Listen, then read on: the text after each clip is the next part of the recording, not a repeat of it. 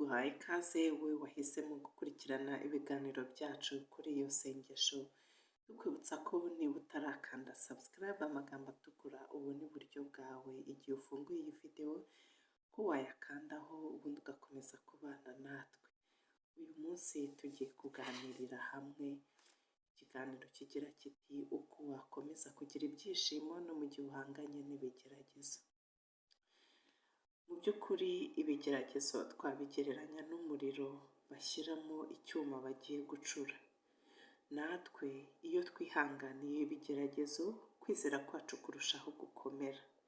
Niyo mpamvu Yakobo yanditse agira ati nimuhura n'ibigeragezo bitandukanye mujye mubona ko ari ibintu bishimishije rwose, muzirikana ko kwizera kwanyu kwageragejwe muri ubwo buryo gutera kwihangana. Ariko mureke kwihangana kurangiza umurimo wako kugira ngo mube mwuzuye muri byose mutagize icyo mubuze.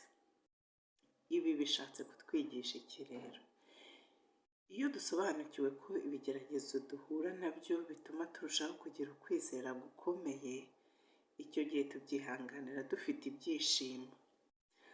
Ariko icyatubuza kugira ibyishimo ni ukutamenya icyo twakora.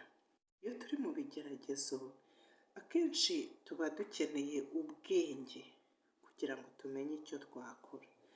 Naho iyo tutazi icyo twakora dushobora gucika intege, ugasanga ibyo bitumye tubura n'ibyishimo. Reka tugushimire cyane wowe wakurikiranye iki kiganiro, twizere ko wungukiwe nacyo. Tukwibutsa ko niba utarakanda kuri subscribe amagambo atukura ubone uburyo bwawe ko wayakandaho ubundi ugakomeza kujya ukurikirana n'ibiganiro byacu bya buri munsi. Wakoze cyane kandi ukomeze ugire ibihe byiza naho ubutaha.